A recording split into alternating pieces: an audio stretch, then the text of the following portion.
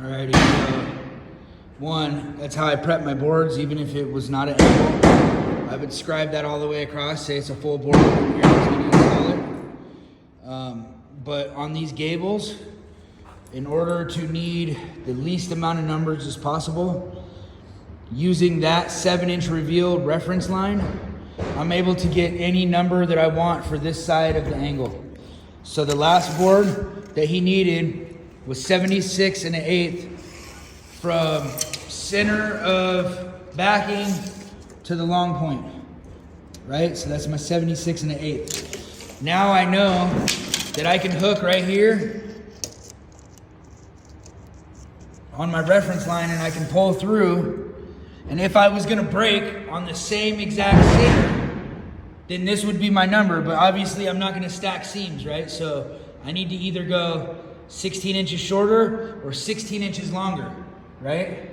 Now, what I could do is I could make a mark right there, 16 inches, or I could burn 16 inches right here, and I could pull out here, right? So let's say I burn 16 inches because I want my seam to go longer to the next layout.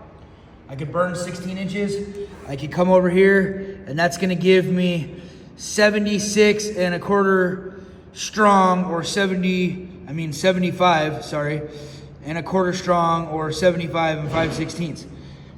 That's how I get my next board measurement without even seeing what he's doing out there or anything, right? And I could shove this all the way out. I could shove it 3 layouts, right? So I could burn 48 inches, right? Or whatever's the longest, right? Maybe I'll try another one. Maybe I'll try 64 inches. Right? And again, sorry for the filming sometimes. I film this, you know, I'm trying to show you one-handed basically because I'm filming with my other hand. But I could totally burn 64 inches, bring it out here to my long point, and I'm like, oh, 123 1/4.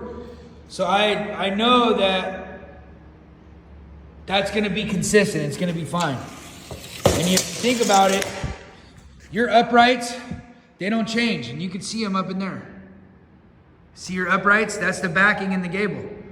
Those are consistent, they don't change. What changes is where the board hits the angle, right? Where the board hits the angle, that's what changes, because there's a difference from here to here, right?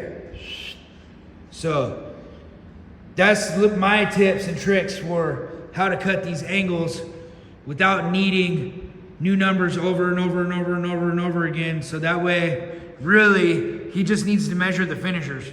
And he can measure those and write them on the wall as I'm doing other stuff. And then I can come over and grab those numbers when I'm ready for them. Thanks for watching.